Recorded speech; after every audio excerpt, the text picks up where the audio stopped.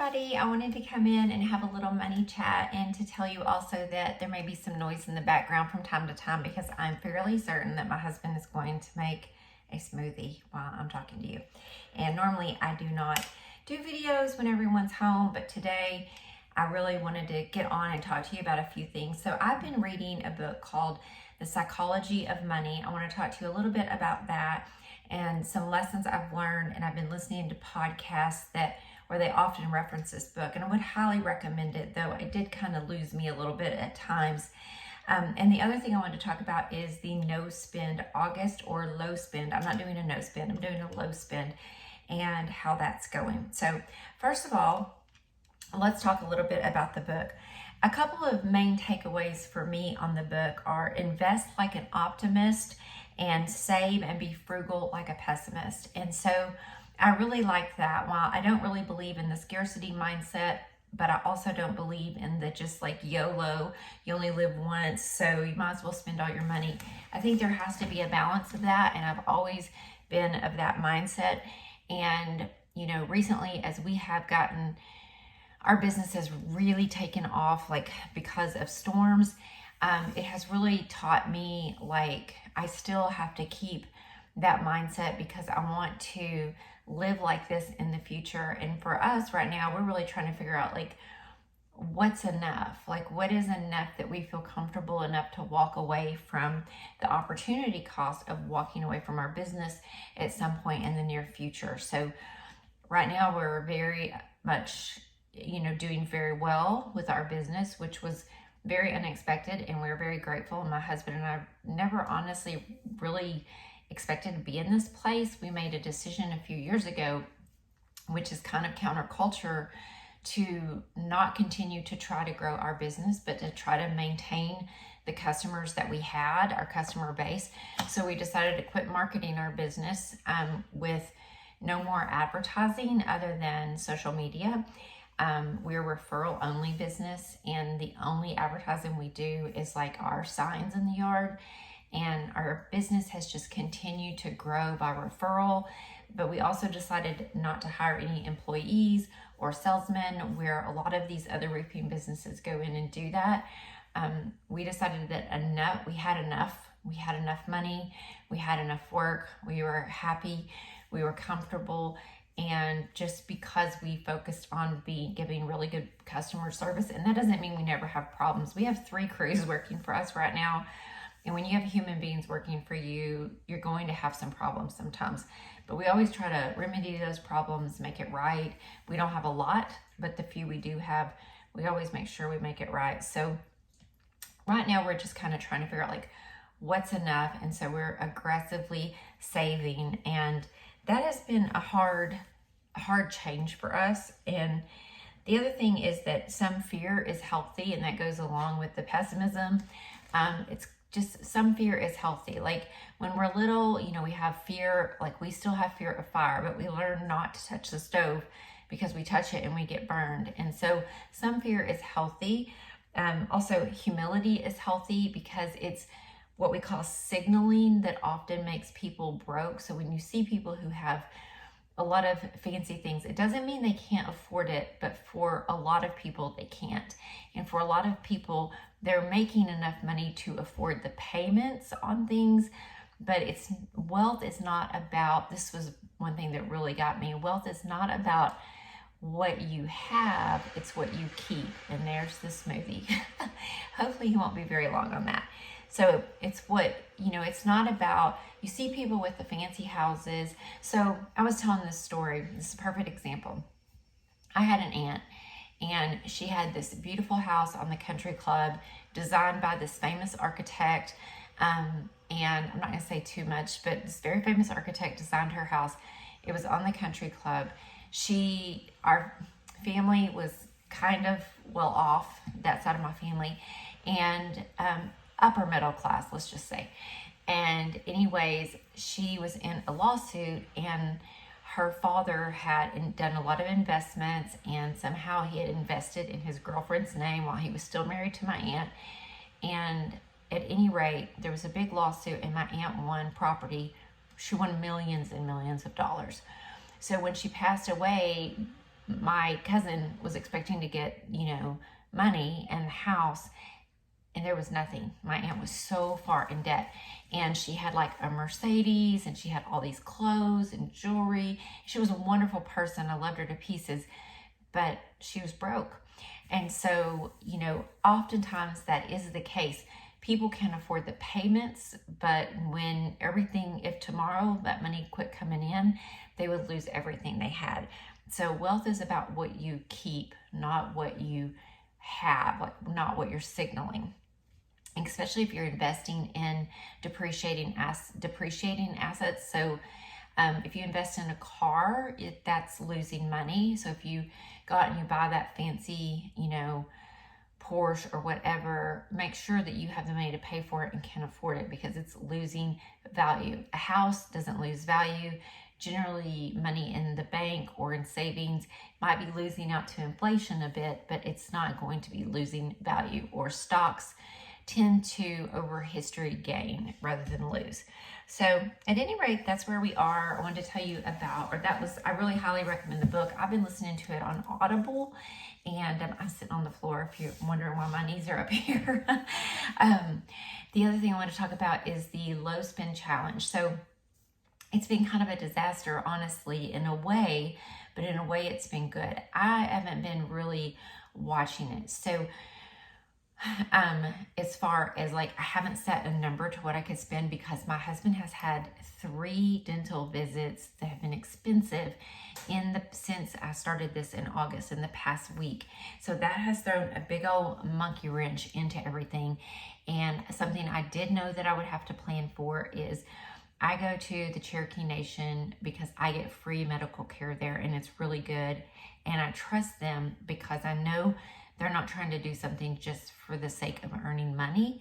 So I'm going to have some dental work done, and I spent $400 on an Airbnb. I had a $100 credit, so I got that on there, but I'm taking my friend with me, and that will be a little bit of an expense. But in all other areas, I have been super frugal.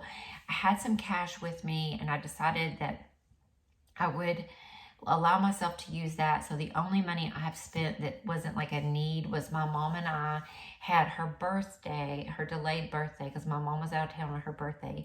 So I had promised to take her to eat.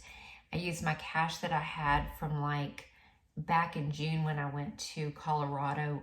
Was it June or July? Well, in July, when I went to Colorado, I gave myself a cash budget, and I didn't use, I think I had about $150 left at the beginning of August, and I used that to take my mom out, and I spent $30 at the flea market on a colander, a ceramic type colander, a brand new sweatshirt I found, and 2 little coffee mugs that were on sale. And had I looked closer, I wouldn't have gotten the coffee mugs. So I kind of had an allowance for that. It was budgeted. Other than that, I have gone out to eat one time with a friend, and I did buy my friend lunch because this person is going through a really rough time. And back in the day, I do try to treat this person a lot, because as much as I can, because back in the day when I was going through a really rough time, this person was very generous to me, and I'm able to return that favor. So those are the only things. But when going to the store, so I spent a lot of days just not going anywhere, just not shopping, and really asking myself, do I need this? If I want it, is it a need right now? Can I do without it? So how that it's come up a lot. The other day, for some reason, I was thinking, I need to go see if I can find such and such. And I thought, no, I don't. I don't need that. It was clothing. And then today, when I was at Walmart buying groceries, I had it on my list to get another laundry basket. And I thought, if I just get all the laundry baskets back from my son that I've loaned him, taking his laundry back and forth, then I would have enough laundry baskets. So I did not buy a laundry basket. Also, this weekend, cleaning out the attic to get some things, I realized that, all this crap up here, I thought I got rid of half of this stuff, and how I just want less clutter. Every year as Christmas approaches, I start to feel like I get overwhelmed with the clutter, and I don't want more clutter for Christmas. So when I was at Walmart today, a lot of times I'll walk through the clothing aisle and I'll see what's on the clearance, if it's anything that I need or if there's anything for fall. Not every time, but occasionally. And I did find this darling little dress. It was $33 and I thought, I don't need that. I'm not buying that. I don't need clothes. There were several things that were on my list that I needed, but I didn't buy because in my brain, as I let the wheels turn, I realized I had something else I could use instead, or it wasn't really a true need. It was more of a want need, if that makes sense. So I needed some makeup, but they had this makeup there that was for oily skin, and I thought, oh, I'd really like to try that because they didn't have my old stuff. They quit making it, and I thought, I don't need it. I will just get this stuff, and I was going to get 2 things. And I thought, I don't need it. I just stick with what I know for now. The other thing was just going through the grocery store. I revamped my grocery list to just make the meals that I had meal planned. So I had 5 meals and breakfast, and I always make enough for 2 meals. And then I know we have a gift card to go out to eat one night.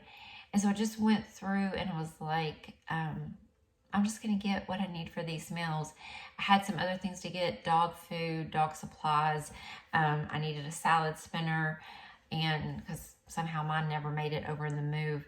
And so I spent what I would think would be normally about $100 less than my normal big grocery trip that I make, because I have been putting off going to the grocery store. The past 2 weeks, I've only gotten just the bare minimum. And when I got home, my food items added up to like, I want to say it was like $109. And I added that up, and that came out to less than, it was $2.61 per person per meal for 3 meals a day. So I was really happy with that because I wanted to do the SNAP challenge, the EBT challenge, or what we used to call food stamp challenge. And I really wanted to do that. But honestly, when I got to the store, I just forgot.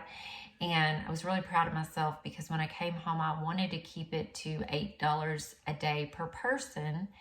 And when I got home, $4 a day per person. I didn't quite make that, but I did make it to $7 a day per person. And so I was really happy with that because I do have a family member who is disabled, who is on food stamps. And I know that realistically, you know, the food stamp challenge doesn't allow you to use any pantry staples, but that's just not how life works. You have oil, you know. So that's all I really wanted to say is I just love the awareness that comes with the not buying. The do I need it? Do I want it? The kind of process that happens in your head. And if I do want this thing and it's not truly a need, what is behind the want? So I did buy a journal. I did get it on sale for like $4.84. I have a very complicated relationship with journaling, but I looked up this type of therapy called IFS therapy. I think that's right. Internal Family Systems or something like that. And I really wanted to do it. And a big part of doing it is journaling. And I haven't been able to find anyone, but long story short, I decided to start journaling to see if it would help with some of my anxiety that I struggle with. Even though I'm a yoga therapist and I teach workshops on anxiety, I still struggle with what I would call like a systemic anxiety. It's like my brain has the logic, but like I'll get like a physical sense of anxiety. And so I know that's from a traumatic childhood. I had a rough childhood. I had a couple of bad marriages. I married people with alcoholism and addiction, among other things. And even though I've been out of that for 12 years, a lot of the same patterns and behaviors stick around for that. So I decided that it was worth it to buy the journal because it might help me with my mental, emotional health. So I hope this little chat has been good for you, and thank you so much. And I appreciate you being here. Take care. Bye-bye.